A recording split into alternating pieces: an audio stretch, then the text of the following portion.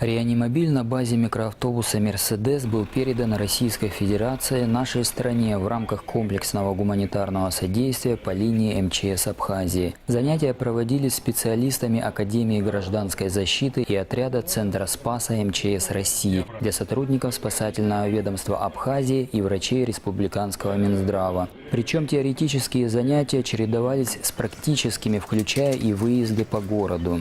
И эти знания мы будем в дальнейшем использовать в нашей работе. Уверенность, конечно, больше появилась, но хотелось бы еще продолжить эти курсы, еще позаниматься по машине, по аппаратуре, которая в машине находится. Реанимобиль относится к высшему классу С и способен работать в автономном режиме до 10 часов.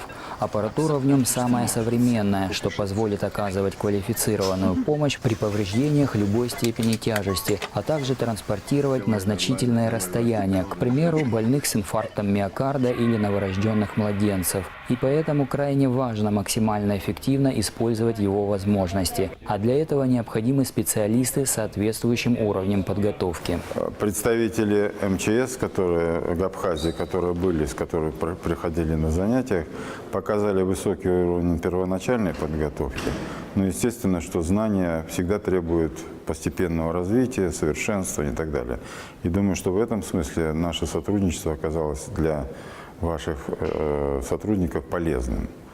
Более того, по окончанию курса мы провели тестирование, которое показало хорошую усваиваемость материала.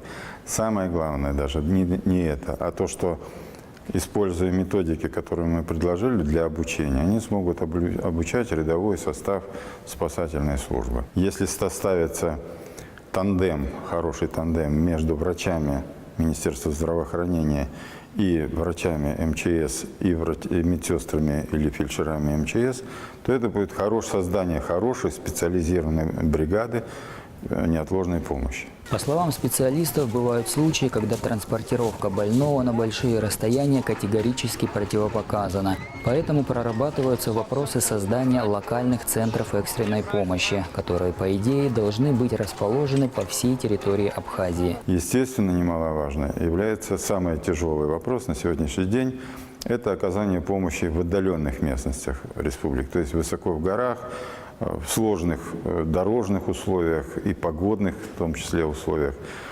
Вот для этих условий два ведомства планируют создание санитарной авиации.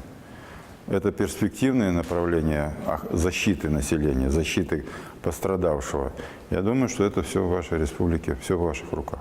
По словам руководства МЧС Абхазии, подобные курсы повышения квалификации сотрудников спасательного ведомства страны крайне полезны и результативны. Занятия проходят на регулярной основе и включены в ежегодный план работы МЧС Абхазии.